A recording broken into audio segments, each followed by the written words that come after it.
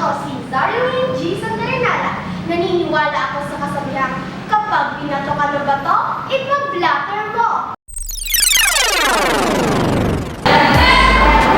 Paano nga ba maiiwasan ang krimen?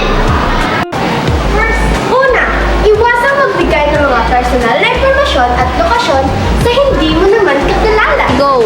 Pangalawa, lagi maging alam